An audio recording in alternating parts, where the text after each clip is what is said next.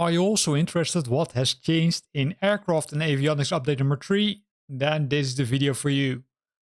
Let's get the intro rolling and then let's look at the details of what's included in this new update.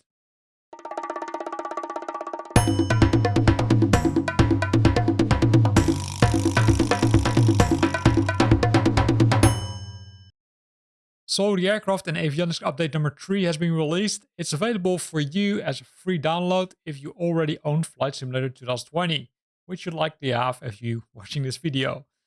Then there are 3 aircrafts which are being enhanced, right? The Airbus A320neo V2, also known as the A320, created by iniBuilds, the A310, also created by iniBuilds, and the Pilatus PC-6 Porter. The good thing is that the A310 only received a minor amount of fixes. Well, that's the question if that's good, right? Because there can still be some issues. But in total, 4 fixes for this aircraft, mainly related to the interior model, also some auto-throttling animation, and the ATC, which was not honoring the custom registration tail number, which you can define while selecting the aircraft. Last fix for this one is the FMS thread page bearing, which seems to be in true instead of magnetic. And there's good news because there's also a new livery. It's the Pan Am livery, which is now the inclusion, which means that it simply is now included and selectable if you go to the world map. Then the A320 V2. This one is likely a very popular aircraft, but also it received a lot of fixes. But I decided not to go to all the fixes because it simply is too much to go to, right? If I summarize the upper fixes, it mainly is related to the engine and the engine volume, right? Really the sound. But also there are some fixes in the MCDU. The fixes of the MCDU are spread across this list, which is interesting to see. For example, the GWCG value being in the ZFWCG value on the MCU, which was incorrect. And in addition to that, it also received a lot of improvements, like the beacon light and strobe lights, some pitch adjustments in the cruise to better reflect lower altitudes, as well as the thrust valve at flex mode to give a shorter takeoff roll while using the high flex temperatures. Then there are also some autopilot and flight director fixes and enhancements. The first enhancement is with using the Ornov ILS approach, right? That didn't work 100% correct currently. With this fix, it should work more correctly, which is, I would say, good for you because then you can use the flight director and it will give you more precise guidance on what you need to do to make sure that you can land successfully on one of the airports in Flight Simulator 2020. Also, if we're scrolling down the list, we will find an interesting one, which is a significant improvements of the stability with WASM crashes and CTDs, right? Crash to desktops. So this should really help preventing Flight Simulator exiting abnormally due to some issues in the WASM. In this case, might be caused a lot when using the A320 V2. Then the second part of the fix is mainly related to the MCDU as well as the TCAS alerts and TCAS volumes, as well as the autopilot again. That's all nice, but also there are some fixes for the Sim Connect events, and those Sim Connect events are the events which are sent by external tools. For example, you can use Stream Deck, but also other tools to change the radio frequencies that didn't work 100% correctly, but that now is being fixed. And there are also some fixes for the approach procedures. Not sure what this one is, to be honest, if it's selecting the approach procedures or if it's, say, using the approach procedures. There's not too much information over here, unfortunately. What are the other interesting fixes? Well, while going to the list, right, you can see that there are tons of fixes. Including, I would say, the AC bus flipping, excessive fuel flow, the Mac VNAV tables giving high rate of descent feedback.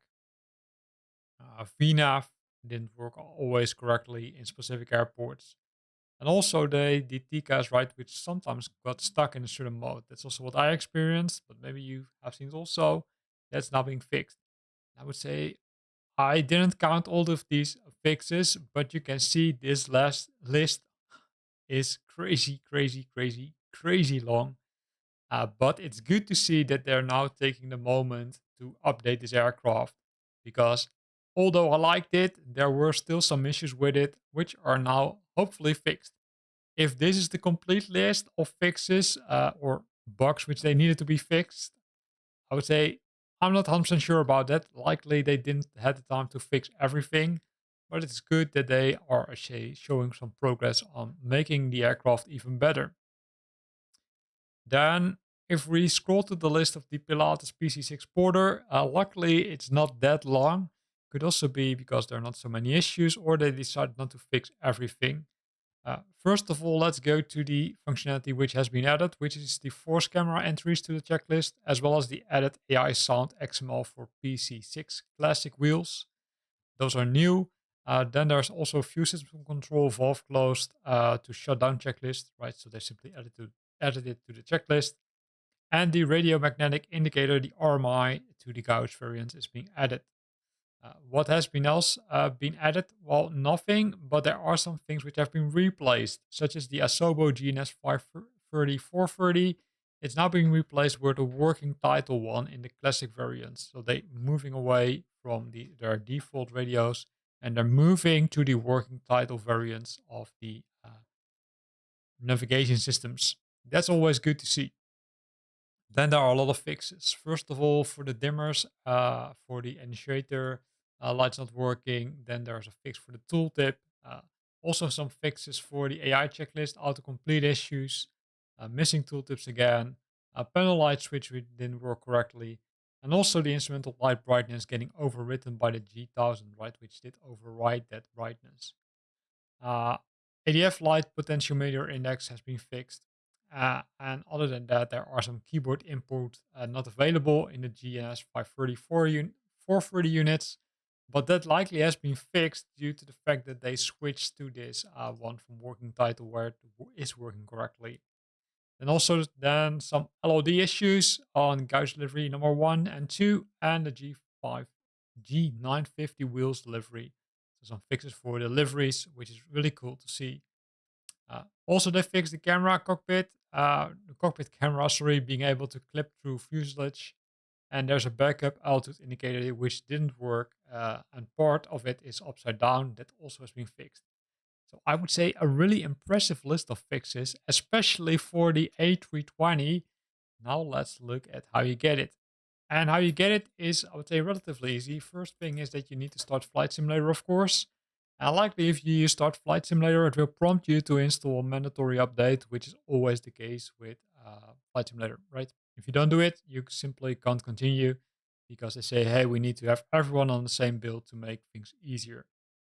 In some scenarios, it will take some time before launching the game. In some other cases, it will go really quick. Once it has started, it went to all the intro movies. You will get the update check, which has been performed. So let's see if we get an update window there. I doubt, but maybe there is. But also maybe it's included, I would say, inside Flight Simulator itself, right? Once it has started, you need to install it. So let's see. So seeing the Asobo Studio logo, then we see some other logos, right? The AI or the Black Shark.ai. Interesting one. This vendor will not be, I would say, part of the Flight Simulator 2024. Based on the latest developer web stream or webcast, they told, okay, hey, we're going to do it ourselves. And this is the update, right? This is the one which I mentioned. So in this case, 2.22 gig is required. So simply hitting the update button. It will likely go very fast, but I'm not gonna let you wait because I think it's a waste of time watching it how it updates all the different packages. In this case, for all, well, I'd say for 3 aircrafts. So let's see once that's been installed if we need to do something else. So we will be back, I would say, with the recording once this has finished. So see you back in a sec. So Flight Simulator started right after installing the AAU update number 3, and you can already see, I would say, the number 1 close to the bell. So we need to install an additional update. To do that, you simply go to the content manager, and inside the content manager, you will find 2 fixes. or two updates, I should say. One is the Airbus A310-300 enhancement, and the other one is the Airbus A320neo enhancement. That's only for the A320 V2, as far as I'm aware. So simply press the select all option and then press the install option. It's not that many, right? There are just some small fixes. And as you can see, it's 90 megabytes for the A310, which can be installed very fast if internet goes well. And as you can see, there also are some other issues likely with the update going on, because the servers are likely very hammered. Maybe they kind of try to push or pull back the update, not sure, because these speeds are simply really, really bad. Likely that's to do because a lot of people are starting to install these updates, and that's why we see this issue a lot. The good thing is that in Flight Simulator 2024, a lot of these things are cached, right? So they're running on the servers of Asobo/Microsoft, so you don't need to install everything. There will be an option to install those updates locally, or install those aircrafts locally, I should say. But that's very good, right? Oh, the A310 was very small. Like, that was the issue, right? Because the A320neo went pretty fast, as you could see. So that's really nice. So don't forget to install these two updates or these two patches after you installed AAU number 3. And with that, we're at the end of this video where we looked at how to get the update, but also what's included in the update. And we saw a massive update for the Airbus A320neo created by iniBuilds, also known as the Airbus A320 V2. We saw some small fixes for the A310, also created by iniBuilds. And then we saw some fixes for the Pilatus Porter PC-6, if I'm correct. So that also received some updates, also more than the A310, but a little bit less than the A320. So pretty cool to see. Thanks for watching this video. So again, don't forget to install the additional update. I hope you like this video. If you're looking for other videos on my channel, then have a look at